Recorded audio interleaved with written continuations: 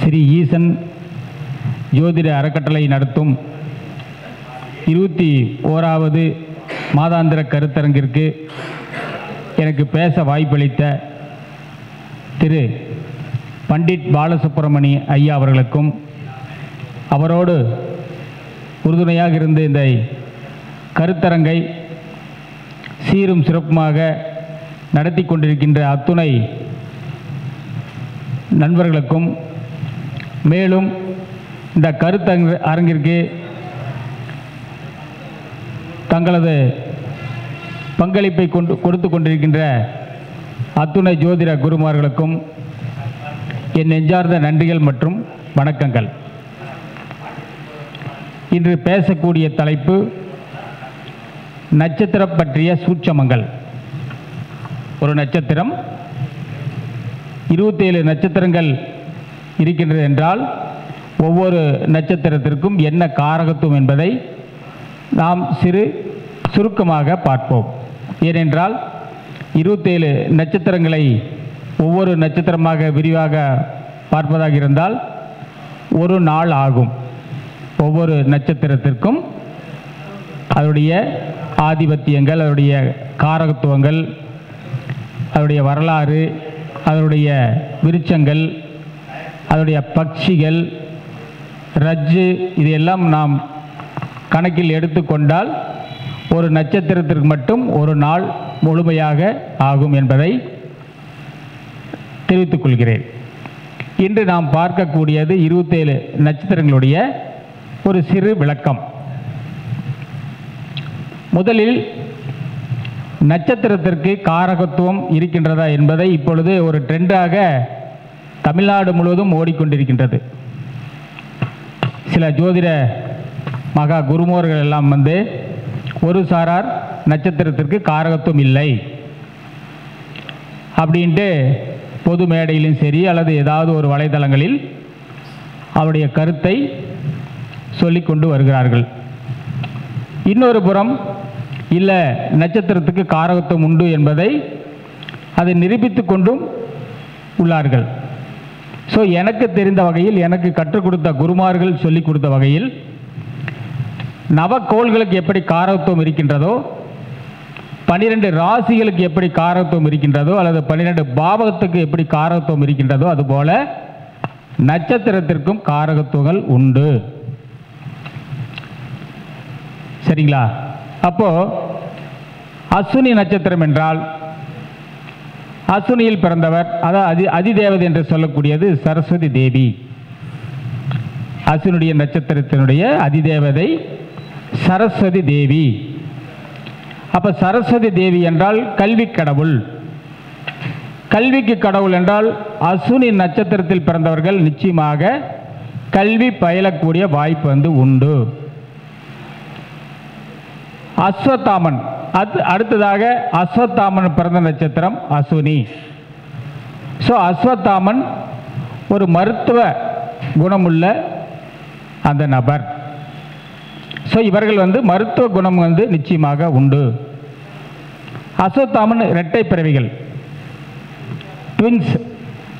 அப்போ அஸ்வினியில் ஒரு கிரகம் இருந்தால் நிச்சயமாக இரட்டை குழந்தைகள் பிறக்க வாய்ப்பு உண்டு அப்படின்ட்டு நாம் சொல்லலாம். அடுத்தது அஸ்வினி என்பது கருக்கலைப்பு நட்சத்திரம். 5ஆம் அதிபதியோ அல்லது குருவோ அல்லது சந்திரனோ லக்னம் லக்னாதிபதியோ அஸ்வினி நட்சத்திரத்தில் இருந்தால் 6, 7, 12 பாதகம் தொடர்பு இருந்தால் நிச்சயமாக அந்த குழந்தை கருக்கலைப்பு ஏற்படக்கூடிய வாய்ப்பு உண்டு. அடுத்து அஸ்வினி என்பது குதிரை. ஸோ குதிரை என்பது ஹெச்பி, ஹார்ஸ் பவர். மின் மோட்டார்களில் நாம் அந்த ஹெச்பியை பயன்படுத்தி தான் நாம் இன்று வரை இயக்கிக் கொண்டிருக்கின்றோம். ஸோ குதிரை எப்படி ஒரு பாரத்தை வைத்தால் எந்தவித எதிர்பார்ப்புமின்றி சலிக்காமல் செல்லுகின்றதோ அல்லது சுமக்கின்றதோ, அதுபோல இந்த அஸ்வினி நட்சத்திரத்தில் பிறந்தவர்கள் எவ்வளவு சுமை வைத்தாலும் சலிக்காமல் அவர்கள் அந்த இலக்கை அடைவார்கள். அடுத்தது அசுனி என்பது தொப்பி. அசுனி என்பது தொப்பி, அசுனி என்பது கிரீடம், அசுனி என்பது ஹெல்மெட். ஹெல்மெட் தலைப்பாகை அல்லது பரிவட்டம், இதெல்லாம் குறிக்கக்கூடியது அசுனி நட்சத்திரத்துடைய காரகத்துவங்கள். அப்போ அசுனி நட்சத்திரத்தில் பிறந்தவர்கள் 6ஆம் அதிபதி அசுனியில் நின்றால் ஏதோ தொப்பி போட்டு வேலை செய்யக்கூடிய அந்த அமைப்பு வந்து இருக்கும். தொப்பி என்றால் போலீஸ்காரர் கூட தொப்பி போடுறாங்க, என்ஜினியர்ஸ் எல்லாம் தொப்பி போடுறாங்க. அதுபோல் ஒவ்வொருத்தரும் அந்த 6ஆம் அதிபதி நின்றால், அசுனி நட்சத்திரத்தில் நின்றால் அந்த தொப்பி போட்டு வேலை செய்யக்கூடிய அந்த அமைப்பு உண்டாகும்.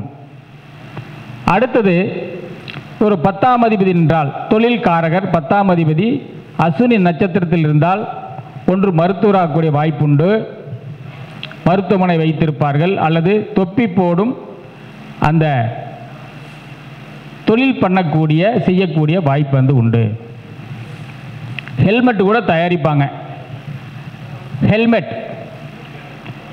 அதே போல அசுனி என்பது முடி. முடி என்பது முடி திருத்தும் கடை கூட வைத்திருப்பார்கள், சலூன். அது மட்டும் இல்லாமல் இந்த ஹேர் ஆயில் என்று சொல்லக்கூடிய அசுனி தலைமுடிக்கு எண்ணெய் தடவுவது போல 10ஆம் அதிபதி நின்றால் அந்த ஹேர் ஆயில் தயாரிக்கக்கூடிய அந்த அமைப்பு கூட உண்டாகும்.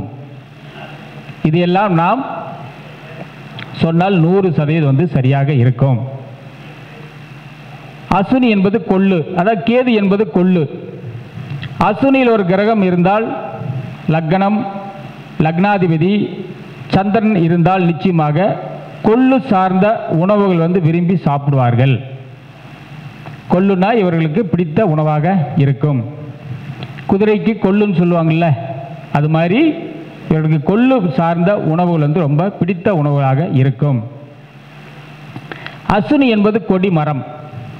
இப்போ கோவிலில் வந்து கொடி மரம் இருக்குது அல்லவா,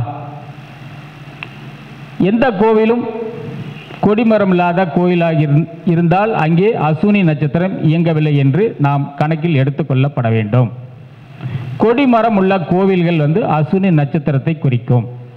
ஸோ கொடியேற்றம் பார்ப்பது அல்லது கொடிமரத்தை வணங்குவது இதெல்லாம் இவர்களுக்கு ஒரு சிறப்பாக இருக்கும்.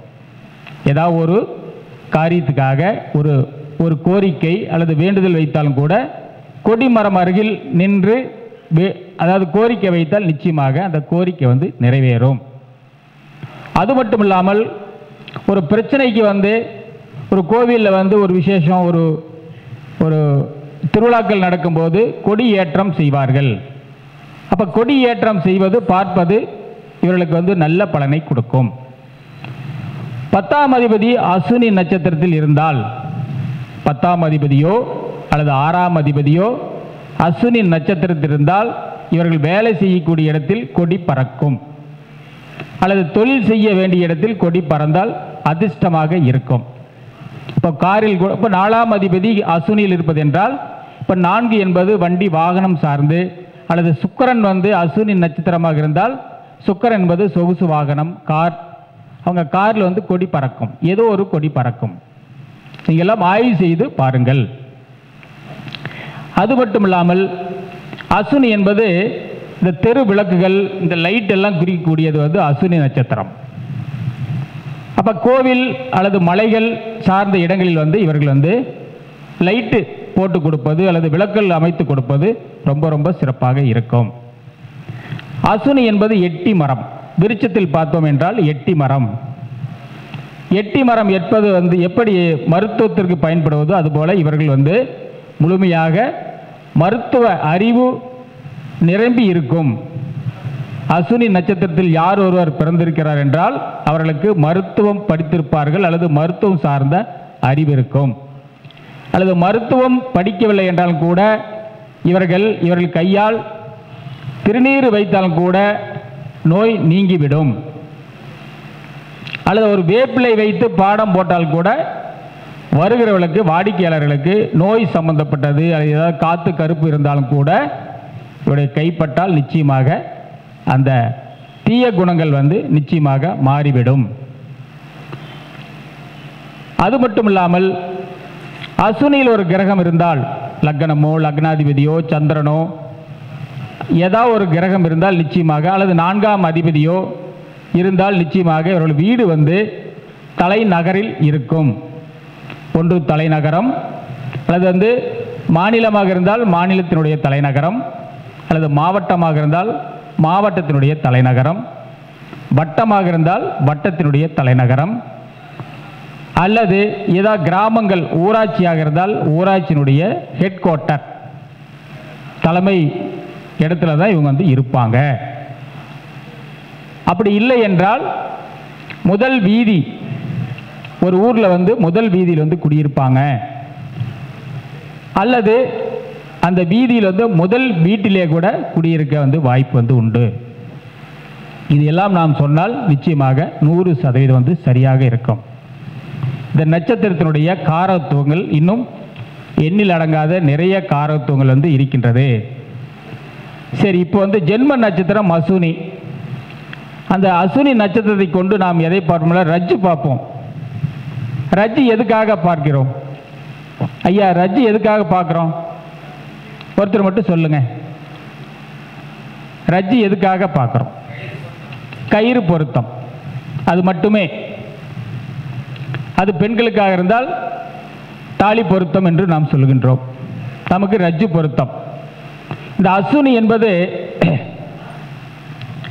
அதாவது ஏறு பாத ரஜ்ஜு குறிக்கக்கூடியது. அசுனி என்பது பாத ரஜ்ஜு, அதில் ஏறு பாத ரஜ்ஜு. இந்த ஏறு பாத ரஜ்ஜு வெறும் ரஜ்ஜாக பார்க்காமல் அந்த பாதம், இந்த அசுனி நட்சத்திரத்தில் பிறந்தவர்களுக்கு நிச்சயமாக அந்த பாத வலிகள் வந்து இருக்கும். கடைசி காலத்தில் கூட அதிகமாக நோய், நிறைய நோய் இருந்தாலும் கூட இவர்களுக்கு வந்து அந்த பாதத்தில் பயங்கரமான ஒரு வலி வேதனை இருக்கும். அதனால் அசுனியில் பிறந்தவர்கள் வந்து நிச்சயமாக அந்த பாதம் சார்ந்த ஏதாவது அறிகுறிகள், ஏதாவது வலி வேதனைகள் இருந்தால் நிச்சயமாக பரிசோதித்து கொள்ளுங்கள்.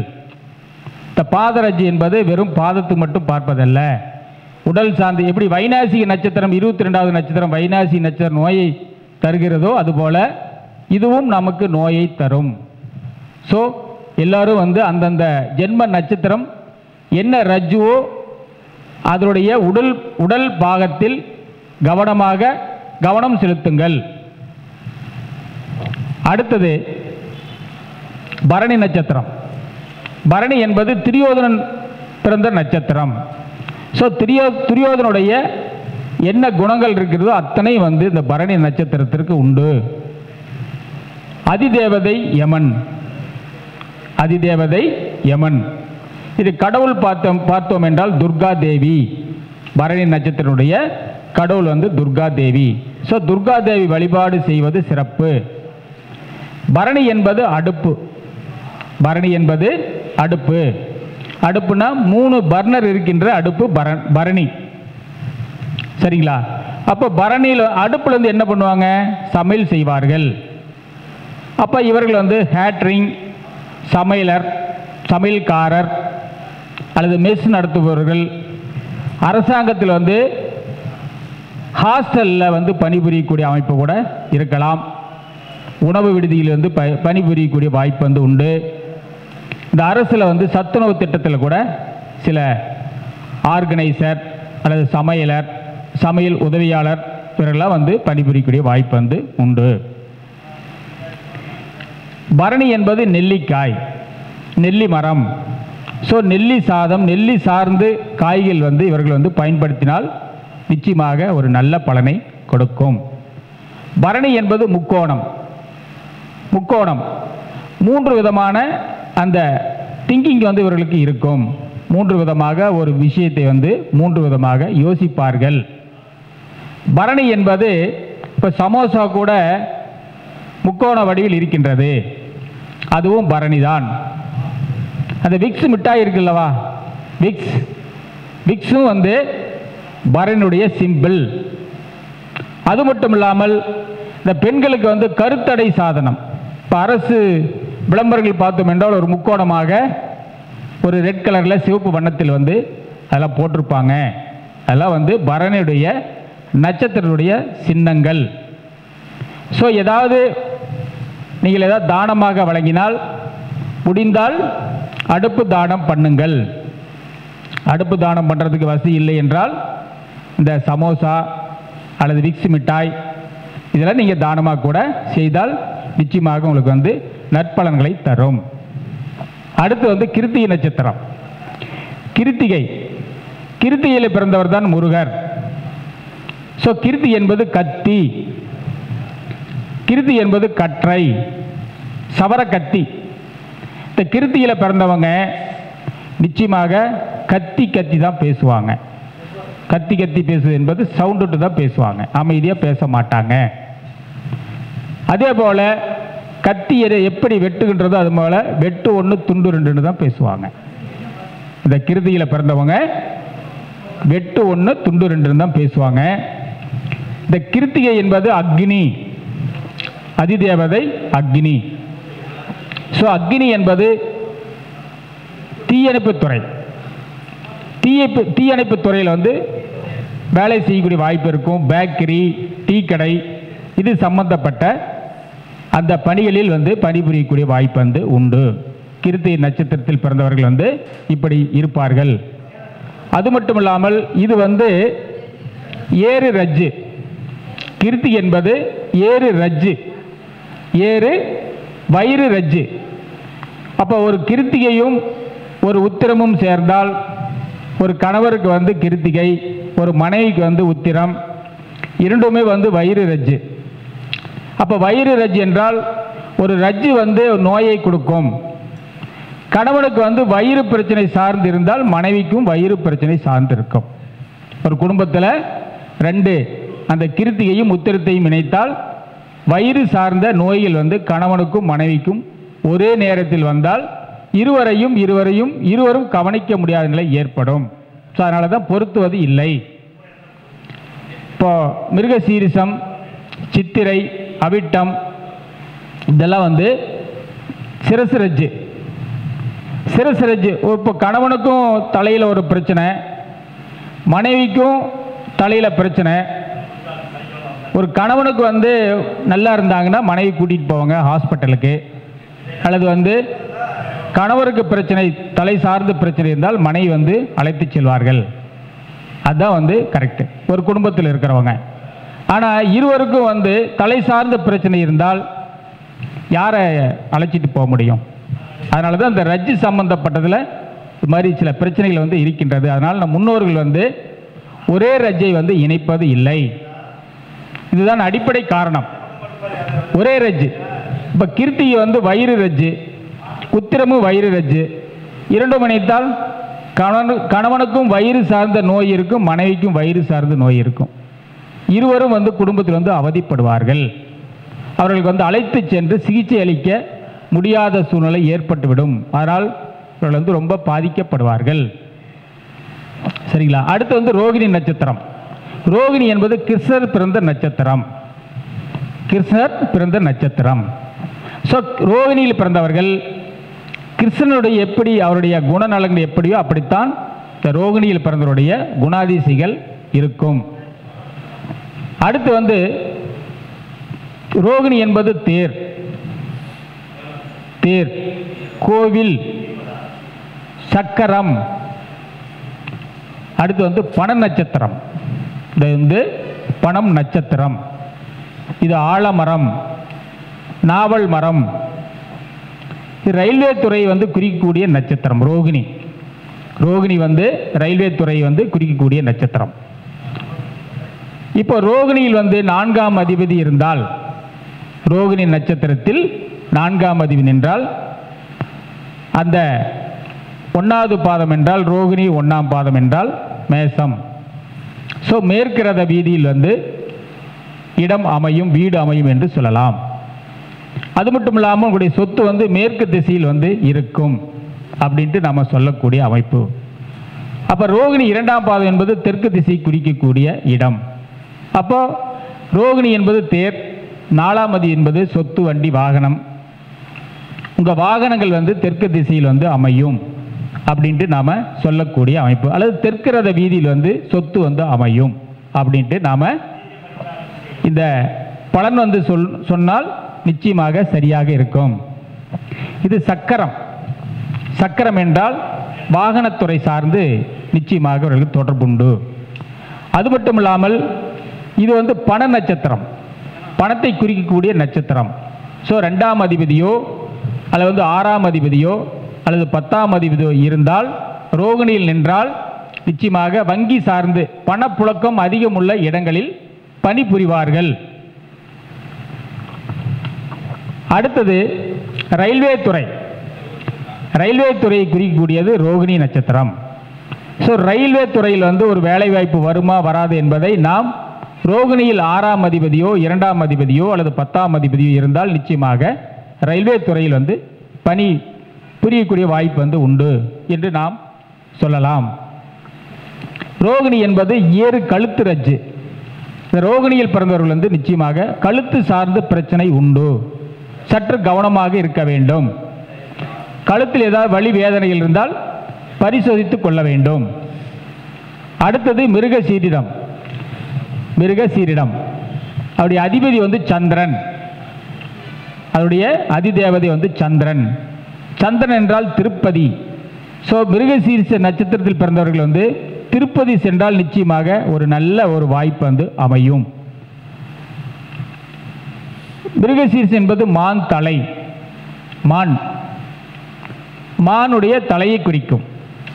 அப்போ மான் தலை என்பது மான் வந்து தன்னுடைய இனத்தை காக்கக்கூடிய அந்த மிருகம். மான் வந்து தன்னுடைய இனத்தை காக்கும். அது அதாவது மான் கூட்டமாக இருந்தால் யாராவது சிங்கமோ அல்லது புலியோ ஏதாவது வந்து தாக்க வந்தால் ஒரு மான் மட்டும் தன்னுடைய இனத்தை காக்கும். திசை திருப்பி ஒரு மான் மட்டும் அந்த சிங்கமோ புலியோ துரத்தி கொண்டு ஓடுவது போல தன்னுடைய திசை மாற்றிவிடும். மற்ற மான்கள் வந்து தன்னுடைய இனத்தை காக்கும்.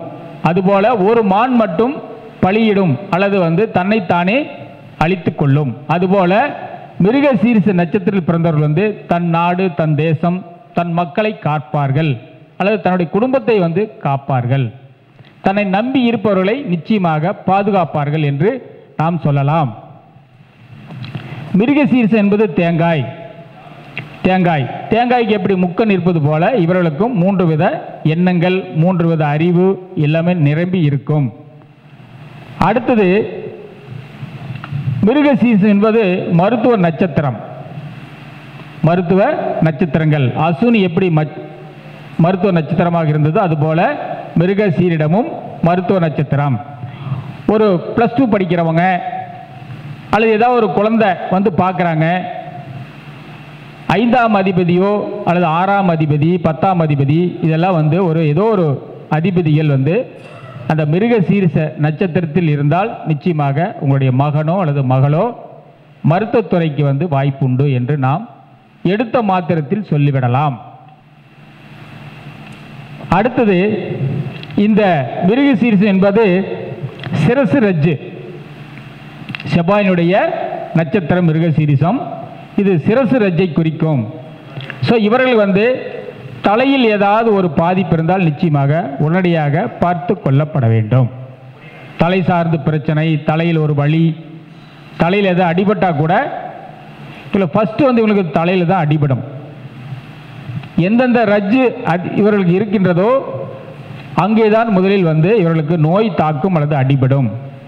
ஸோ இவர்கள் வந்து எங்கே சென்றாலும் தலைக்கவசம் அணிந்து செல்வது சிறப்பு. அடுத்தது திருவாதிரை நட்சத்திரம். திருவாதிரை நட்சத்திரத்தில் பிறந்தவர் வந்து ருத்ரன், சிவன். திருவாதிரை என்பது கண்ணீர் துளி. திருவாதிரை என்பது தலை. ஸோ இவர்கள் வந்து தலை சார்ந்த பிரச்சனை நிச்சயமாக உண்டு. தலையில் நீர் கோர்ப்பது அல்லது தலையில் ஏதாவது முடி சார்ந்த பிரச்சனை அல்லது தலையில் ஏதாவது நரம்பு சார்ந்த பிரச்சனை இவர்களுக்கெல்லாம் வந்து இந்த திருவாதிரையில் பிறந்தவர்களுக்கு நிச்சயமாக உண்டு. திருவாதிரையில் பிறந்தவர்கள் வந்து ஒரு நாள் நிச்சயமாக கண்ணீர் விட்டு அழக்கூடிய அந்த நிலை ஏற்படும். அந்த திருவாதிரையில் பிறந்தவர்கள் ஒரு நாளாவது, அது ஆணாக இருந்தாலும் சரி அல்லது பெண்ணாக இருந்தாலும் சரி, ஒரு நாள் கண்ணீர் விட்டு அழக்கூடிய அந்த சூழ்நிலை ஏற்படும். அது என்ன கிரகம் இருக்கின்றதோ அந்த கிரகம் சார்ந்து நிச்சயமாக அவர்கள் ஒரு நாள் கண்ணீர் விடுவார்கள். இப்போ 2ஆம் அதிபதி இருந்தால், திருவாதிரையில் 2ஆம் அதிபதி இருந்தால் நிச்சயமாக பணத்துக்காக, குடும்பத்துக்காக கண்ணீர் சிந்துவார்கள். 6ஆம் அதிபதி இருந்தால் கடனுக்காக கண்ணீர் சிந்துவார்கள். சரிங்களா? அப்படி இந்த பலன் நிச்சயமாக ஏற்படுத்தி கொடுக்கும். இப்போ கோச்சாரத்தில் இப்போ திருவாதிரையில் ஒரு கிரகம் இருந்து திசை நடத்தினால், திசாபுத்தி காலத்தில் இப்போ சந்திரன் இப்போ திருவாதிரையில் இருப்பதாக எடுத்துக்கொள்வோம். சந்திர திசையோ சந்திர புத்தியோ நடப்பில் இருந்தால் நிச்சயமாக அந்த புத்தி காலங்களில் நிச்சயமாக கண்ணீர் சிந்துவார்கள். சரிங்களா? இதெல்லாம் நான் நிறைய ஜாதகங்கள், நேற்றைக்கு கூட ஒரு ஜாதகம் பார்த்தேன். மேச லக்னம், 6ஆம் அதிபதி புதன் திருவாதிரையில் இருந்தது. நான் பலன் பார்க்கும்போது கடைசியாக இறுதியாக சொல்லும்போது, நீங்கள் கடனுக்காக கண்ணீர் சிந்திக் கொண்டிருக்கின்றீர்கள் என்றேன். அந்த சமயத்தில் அழுதுட்டாங்க. ஒரு ஆண், மனைவி கூட தெரியாது. இந்த சம்பவம் மனைவி கூட தெரியாது. ஏன்னா திருவாதிரை என்பது இருட்டு. திருவாதிரை என்பது இருட்டு, மயானம், சுடுகாடு. திருவாதிரைனா மயானம், சுடுகாடு. சுடுகாட்டில் யாரும் இருக்க மாட்டாங்க, பகலில் கூட இருக்க மாட்டாங்க. மயானத்தில் இரவில் யாரும் இருக்க மாட்டாங்க. அதுபோல் இவர்கள் அந்த அழுவும் போது யாருக்கும் தெரியாது, கண்ணீர் சிந்தும் போது யாருக்கும் தெரியாமல் அழுவார்கள். இதெல்லாம் நாம் கவனத்தில் எடுத்துக்கொண்டு பலன் சொன்னால் நிச்சயமாக சரியாக இருக்கும். அடுத்தது, இது தற்கொலை நட்சத்திரம். திருவாதிரை என்பது தற்கொலை நட்சத்திரம். அந்த திருவாதிரையில் ஒரு கிரகம் இருந்து தசா புத்தி அந்தரம் காலங்களில் கூட, அல்லது பிராணன் சூட்சமம் பிராணன் நடக்கூடிய காலத்தில் கூட இந்த தற்கொலை எண்ணங்கள் மேலோங்கி இருக்கும். தற்கொலை எண்ணங்கள் மேலோங்கி இருக்கும். சற்று கவனத்தில் கொள்ளப்பட வேண்டும். அடுத்தது, இவர்களுக்கு இஎன்டி ப்ராப்ளம் வரும். காது மூக்கு தொண்டை சம்பந்தப்பட்ட அந்த பாதிப்பு நிகழக்கூடிய வாய்ப்பு உண்டு. திருவாதிரை தான் கழுகு, பருந்து. திருவாதிரை என்பது கழுகு அல்லது பருந்து. ஐயா, டைம் எடுத்துக்கலாமா? ஓகே, 10 நிமிஷம்.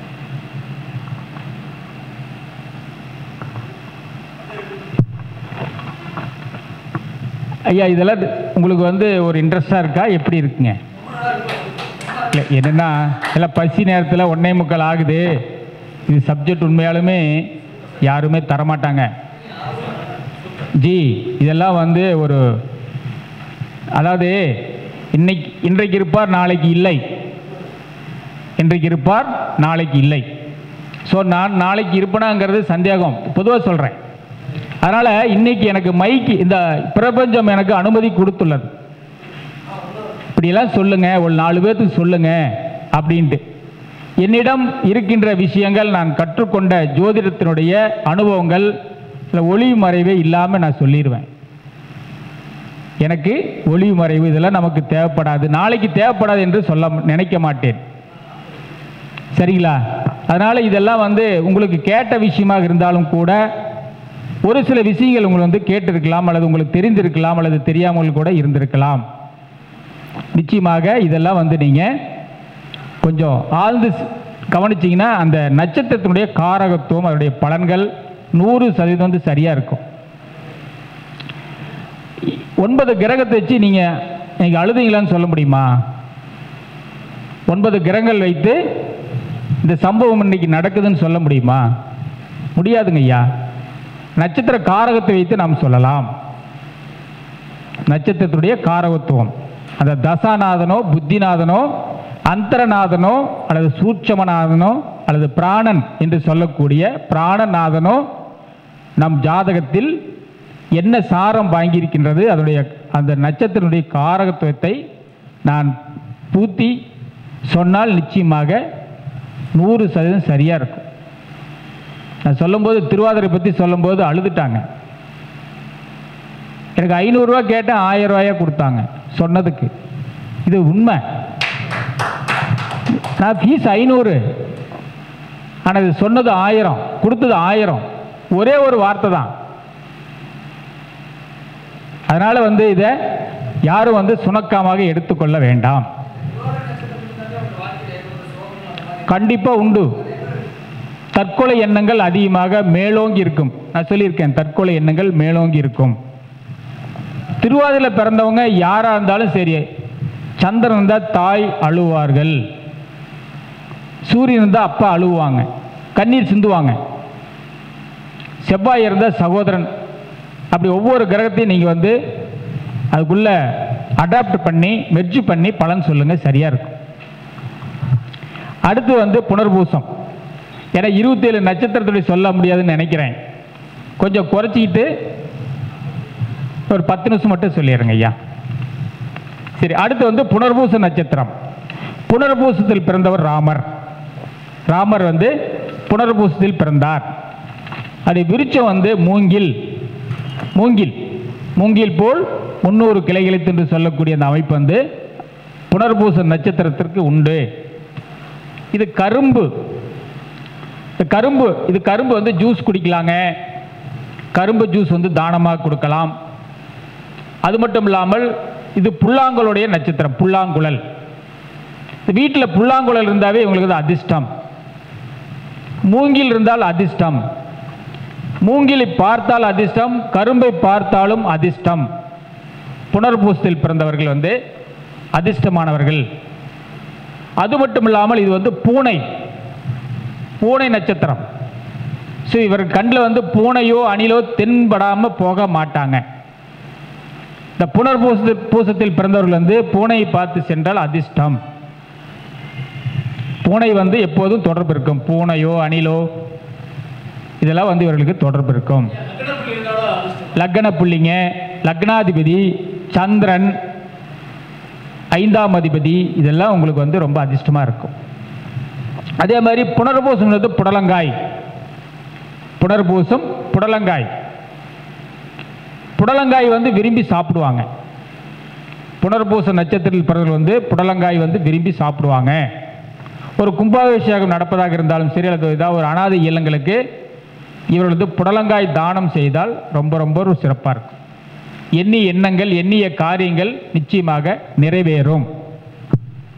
ஒருத்தர் புடலங்காய் மட்டும் கொடுப்பாங்க. ஏன் கொடுக்குறாங்கன்னு நாம் கவனிக்கணும். ஏன்னா அவர் தோட்டத்தில் புடலங்காய் மட்டும் அதிகமாக மகசூல் வரும். புடலங்காய் மட்டும் போடுவாங்க. விவசாயம் செய்யும்போது புடலங்காய் மட்டும் விவசாயம் செய்வார்கள். அது ஏன் என்று நாம் ஆய்ந்து பார்க்க வேண்டும், ஆராய்ச்சி செய்ய வேண்டும். செய்தால் நிச்சயமாக புனர்பூச நட்சத்திரம் தொடர்பு இருக்கும். 4ஆம் இடம் என்பது விவசாயம். செவ்வாய் விவசாயத்துக்கு உண்டான கிரகம். ஸோ செவ்வாய் புனர்பூச நட்சத்திரத்தில் இருந்தாலும் சரி, அல்லது 4ஆம் அதிபதி புனர்பூச நட்சத்திரத்தில் இருந்தால் நிச்சயமாக புடலங்காய் மகசூல் செய்தால், விவசாயம் செய்தால் நிச்சயமாக நல்ல மகசூலை ஈட்டுவார்கள். சரிங்களா? புனர்பூச நட்சத்திரம் ஒரு வாத நட்சத்திரம். வாதம், பக்கவாதம், முகவாதம், மூட்டுவாதம், இப்படிலாம் இது வாத நட்சத்திரம். ஸோ வாத கோடாரி தைலம் வீட்டில் இருப்பது சிறப்பு. புனர்பூச நட்சத்திரத்தில் பிறந்தவர்கள் வீட்டில் வாத கோடாரி தைலம் வைத்துக் கொள்வது சிறப்பு. இது ஃபர்ஸ்ட் எய்டு பாக்ஸ் மாதிரிங்குது. அடுத்தது இது இறங்கு வயிறு ரஜ்ஜு. வயிறு சார்ந்த பிரச்சனை உண்டு. அடிவயிறு சார்ந்த பிரச்சனை உண்டு. ஸோ இதையெல்லாம் மனதில் வைத்துக் கொள்ள வேண்டும். இந்த புனர்பூச நட்சத்திரம் இன்னொரு காரகத்துவம் என்னவென்றால் திரும்ப கிடைத்த ஒளி. இதோடைய காரகத்துவம் திரும்ப கிடைத்த ஒளி. ஒரு ஒளி போயிடுச்சுன்னா மறுபடியும் இன்னொரு முறை வரும். இவர் வாழ்க்கையில் முதலில் சறுக்கல் இருக்கும், பின் வாழ்க்கை சிறப்பாக இருப்பார்கள். அதான் அவருடைய அர்த்தம். வாழ்க்கையில் வந்து ஏற்றம் இறக்கம் உண்டு. ஒரு முறை இறக்கமாக இருந்தாலும் கூட அடுத்த பின் வாழ்க்கை ஏற்றமாக இருப்பார்கள். இவர்கள் வம்சத்தில் நம்பர் 1 இருப்பார்கள். நம்பர் 1 இருப்பாங்க இவங்க. அடுத்து வந்து பூச நட்சத்திரம். பூசம் என்பது குரு பகவான் பிறந்த நட்சத்திரம். குரு பகவான் பிறந்த நட்சத்திரம். இது வளர்ச்சி நட்சத்திரம். இந்த பூசத்தில் யார் ஒருவர் பிறப்பதாக இருந்தால் அவர்கள் குடும்பத்தில் மீண்டும் ஒரு பிறப்பு பிறப்பார்கள். சகோதரமோ சகோதரியோ யாரோ ஒரு குழந்தை மீண்டும் பிறக்கும். பூசத்தில் தங்கம் எடுத்தால், தங்கம் வாங்கினால் நிச்சயமாக வளர்ச்சி ஆகும். பூச நட்சத்திரம் அன்று வீடு மனை சொத்து எது வாங்கினாலும் மீண்டும் ஒரு முறை வாங்குவார்கள். கடன் வாங்கினால் கூட கடன் வாங்குவாங்க. பூசத்தில் போய் கடன் வாங்கினீங்கன்னா ஒரு கடன் வாங்கிட்டு மறுபடியும் 2வது கடன் வாங்குவீர்கள். ஸோ பூசம் அன்று கடன் வாங்கக்கூடாது. நோய் பற்றி பார்க்கக்கூடாது. ஒரு முறைக்கு நோய்க்கு போனோம்னா 2வது முறை அதே நோய்க்கு திரும்ப போக வேண்டிய சூழ்நிலை ஏற்படும். ஸோ பூசம் என்பது இருமுறை செய்யக்கூடிய அந்த நட்சத்திரம். குளிகை போல. இப்போ குளிகை நேரத்தில் வந்து நாம் சரியான சில சுபகாரியங்கள் வந்து செய்யலாம். திருமணம் இல்லாமல் வேறு விஷயங்கள் வந்து செய்யலாம். அது மாதிரி வந்து பூச நட்சத்திரம் அன்று திருமணம் வந்து குறிக்கின்றார்கள். திருமணத்துக்கு கூட அவ்வளவு சிறப்பாக இல்லை. ஏன்னா இரண்டு முறை செய்யக்கூடிய அந்த நட்சத்திரம். பூசத்தில் வந்து இப்போ கார் எடுத்தீங்கன்னா 2 கார் எடுப்பீங்க. இடம் வாங்கினால் 2 இடம் வாங்குவீர்கள். ஒரு முறை நகை எடுத்தால் 2வது முறை நகை எடுக்கக்கூடிய வாய்ப்பு வந்து உண்டு. அப்போ ஒரு முறை திருமணம் செய்தால் 2வது முறை திருமணம் செய்யக்கூடிய வாய்ப்பு அமையும்.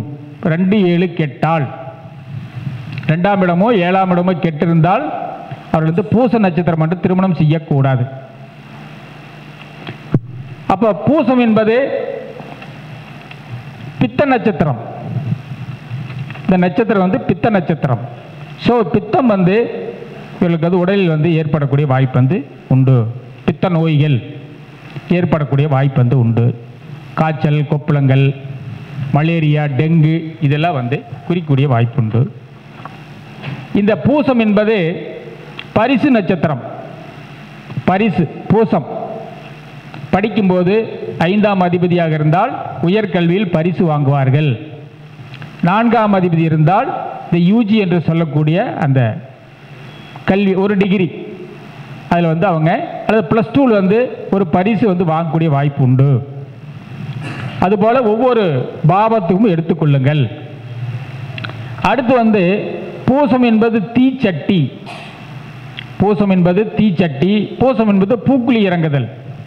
குண்டம் இறங்குறாங்க இல்லைங்களா, அவங்கெல்லாம் பூசத்தில் ஒரு கிரகம் இருந்தால் 5ஆம் அதிபதியோ 9ஆம் அதிபதி இருந்தால் நிச்சயமாக அவர்கள் வந்து தீச்சட்டியோ அல்லது வந்து குண்டமோ பூக்குழியோ இறங்குவார்கள். அது அவர்களுக்கு அதிர்ஷ்டத்தை தரும். சரிங்களா? அப்போ பூசம் என்பது இறங்கு தொடை ரஜ்ஜு. இறங்கு தொடை ரஜ்ஜு. ஸோ இவர்கள் வந்து தொடையில் வந்து அடிபடாமல் பார்த்து கொள்ளப்பட வேண்டும்.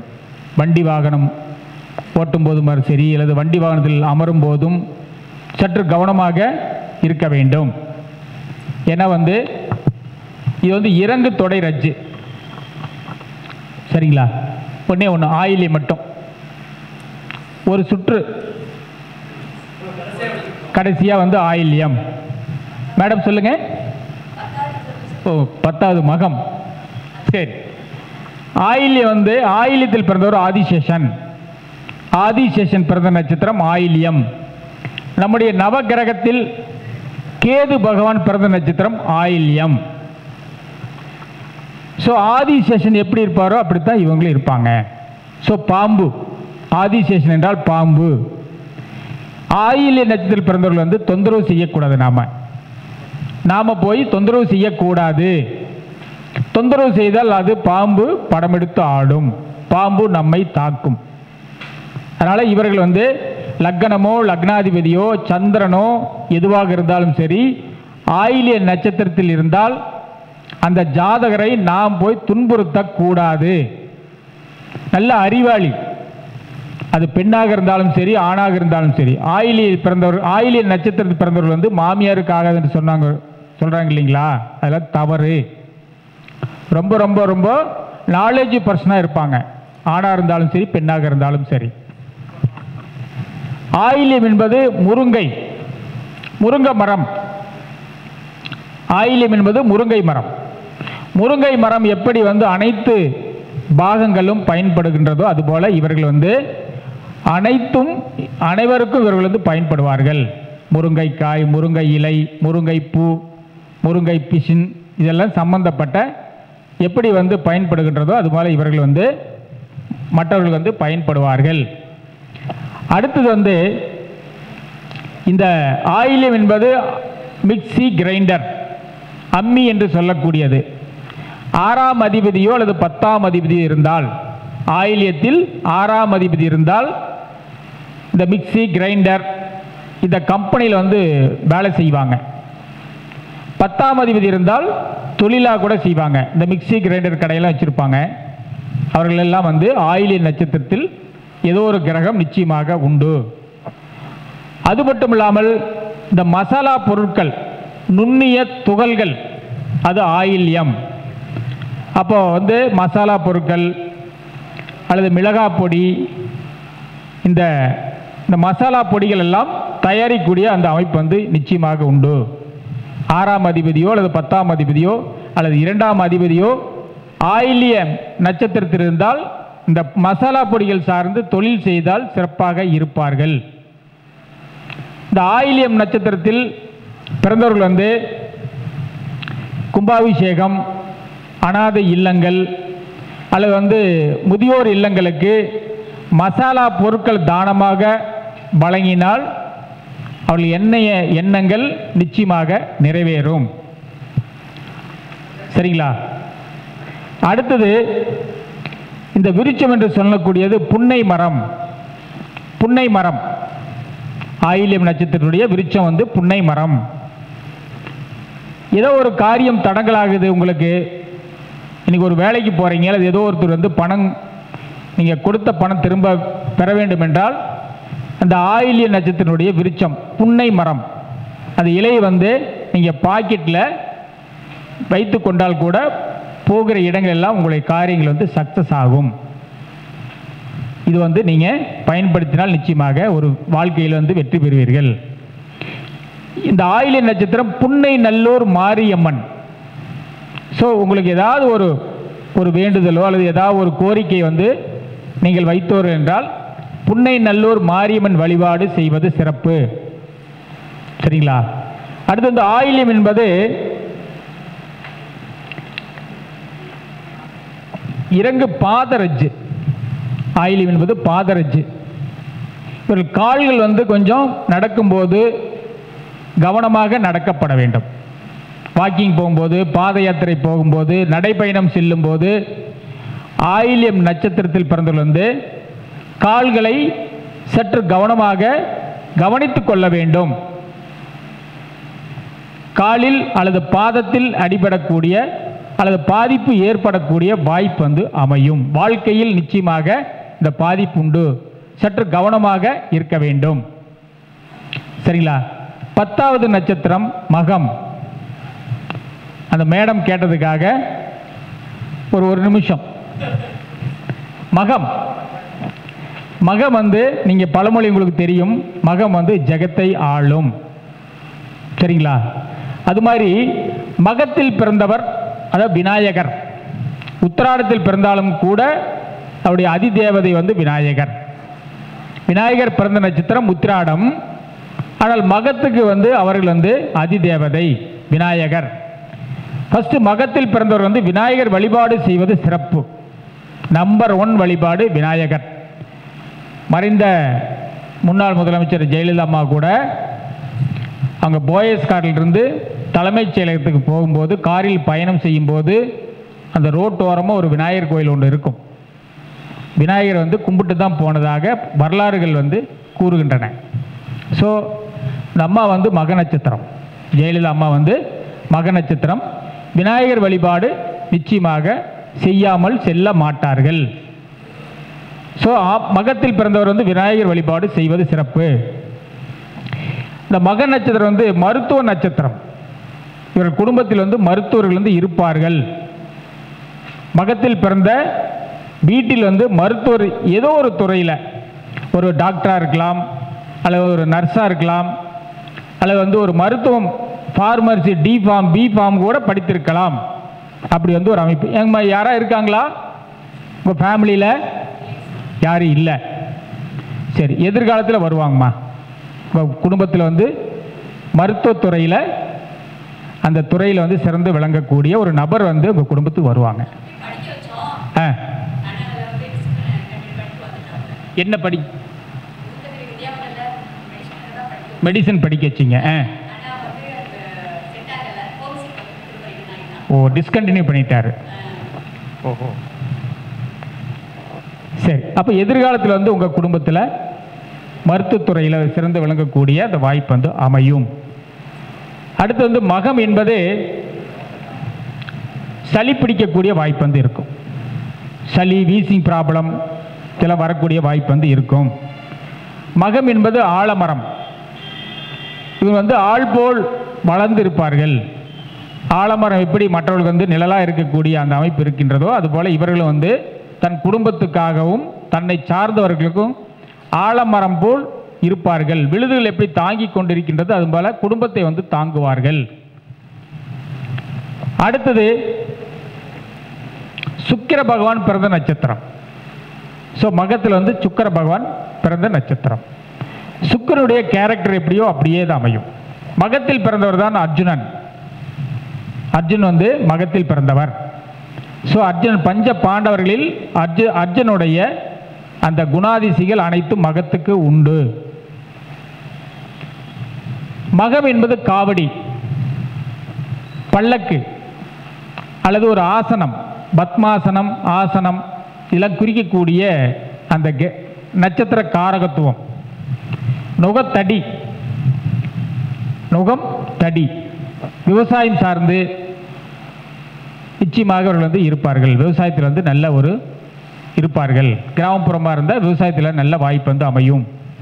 அதே மாதிரி வந்து மகம் என்பது காவடி. இப்போ முருகர் கோவிலுக்கு நிறைய காவடி எடுக்கிறாங்க இல்லைங்களா? சுக்கிரன் இருந்தால் இளநீர் காவடி எடுப்பார்கள். சுக்கிரன் மகத்தில் இருந்தால் இளநீர் காவடி.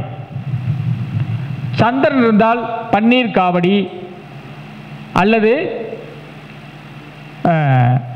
பன்னீர் காவடி, பால் காவடி எடுப்பார்கள். சரிங்களா? அதே மாதிரி வந்து ஒவ்வொரு நட்சத்திரத்தினுடைய காரகத்துவம் என்ன கிரகம் இருக்கின்றதோ அது சார்ந்து முருகருக்கு வந்து அந்த காவடி எடுப்பாங்க. இப்போ சுக்கிரன் என்பது பூக்கள். அப்போ புஷ்ப காவடி எடுக்கக்கூடிய வாய்ப்பாக கூட இருக்கும். பூக்களால் காவடி வந்து எடுப்பார்கள் சுக்கிரன் வந்து மகத்தில் இருந்தால். இப்படி ஒவ்வொன்றும் சொல்லிக்கொண்டே போகலாம். இது வந்து எலி. மகம் என்பது எலி. அதுலேயும் குறிப்பாக ஆண் எலி. எலி எப்படி? எலி வந்துங்க, எலி வந்து தலை வந்து ரொம்ப சின்னதாக இருக்கும். உங்களுக்கெல்லாம் தெரிஞ்ச விஷயம்தான். அவருடைய பவர் வந்து நாலேஜ் வந்து அதிகமாக இருக்கும். எலி வந்து பார்ப்பதற்கு தலை மட்டும் சின்னதாக இருக்கும், மூளை சிறிதாக இருக்கும். ஆனால் மூளையினுடைய அறிவு, பேரறிவு அதிகமாக, மனிதனை விட எலிக்கு தான் மூளையுடைய திறன் வந்து அதிகமாக இருக்கும். மூளை வந்து அதிகமாக வேலை செய்யும். அது மாதிரி மகத்தில் பிறந்தவர்கள் வந்து பார்ப்பதற்கு ஏளனமாக இருந்தாலும் கூட அவருடைய அறிவுத்திறன் வந்து அதிகமாக இருக்கும். எலி வந்து குட்டி போடும்போது எப்பவுமே அதனுடைய குணம் வந்துங்க, எலி வந்து ப்ரெக்னெண்ட்டாக இருக்கும்போது, அதாவது என்னென்னா எலி வந்து என்ன சொல்கிறதுங்க, அது மாசமாக இருக்கிறது. எலி வந்து இருக்கும்போது இவங்க தனி குடித்தனம் போவாங்க. இவங்க அதையெல்லாம் பார்க்க மாட்டாங்க. ஐயோ நம்ம ப்ரெக்னன்சியாக இருக்கிறோமே, நம்ம எப்படா தனி குடித்தனம் போகிறது என்று யோசிக்க மாட்டார்கள். ப்ரெக்னன்சியாக இருக்கும்போது கூட இவர்கள் வந்து தனி குடித்தனம் போக விரும்புவார்கள். எலி குட்டி போடுவதற்கு வேற பொந்து தேடுதுங்க, வேற பக்கம் போயிடுது. ஆண் எலியும் பெண் எலியும் சேரும்போது ஒரு வலையாக கூட இருக்கலாம், குட்டி போடும்போது வேற இடத்துக்கு போயிடும். அதுபோல் இவர்கள் வந்து மகத்தில் பிறந்தவர்கள் யாராக இருந்தாலும் சரி, பெண்களாக இருந்தால் நிச்சயமாக அந்த பிரசவ காலத்தில் கூட தனி குடித்தனம் போக விரும்புவார்கள். சரிங்களா? இது 10 நட்சத்திரம் வந்து நான் சொல்லியிருக்கேன். வாய்ப்பு கிடைத்தால் அடுத்த மாதம் மீண்டும் 17 நட்சத்திரத்துடைய காரத்துவங்கள் வந்து நிச்சயமாக உங்களுக்கு எல்லாம் வாய்ப்பு கிடைத்தால் ஒளிவு மறைவு இல்லாமல் நான் வழங்க காத்து கொண்டிருக்கின்றேன். எனக்கு பேச வாய்ப்பளித்த நம்மளுடைய ஸ்ரீ ஈசன் ஜோதிட கருத்தரங்கம் தலைவர் திரு பண்டிட் பாலசுப்ரமணிய ஐயா அவர்களுக்கும் அவரோடு துணையாக இருந்து இந்த நிகழ்ச்சியை வெற்றி பெற செய்த அனைத்து நல்ல உள்ளங்களுக்கும் என் நெஞ்சார்ந்த நன்றிகள். எனக்கு பேச வாய்ப்பளித்ததுக்கு. என்னுடைய நம்பருங்களா? என்னுடைய பெயர் வந்துங்க ஈரா பழனிசாமி. திருச்செங்கோடு, ஈரா பழனிசாமி, திருச்செங்கோடு. என்னுடைய செல் நம்பர் வந்து 63535367. என்னுடைய செல் நம்பர் வந்து 63 693 533 67. ஐயா, ஏதாவது கேட்காத விஷயத்தை கேட்டிருக்கீங்களா? இல்லை ஏதாவது நீங்கள் கேட்ட விஷயமா நான் ஏதாவது சொன்னனுங்களா? ஏதாவது இருந்தால் நல்லா இருக்கா? இப்படி இருக்கு? ஓகே, ரொம்ப நன்றிங்க ஐயா, ரொம்ப நன்றி. தேங்க்யூ.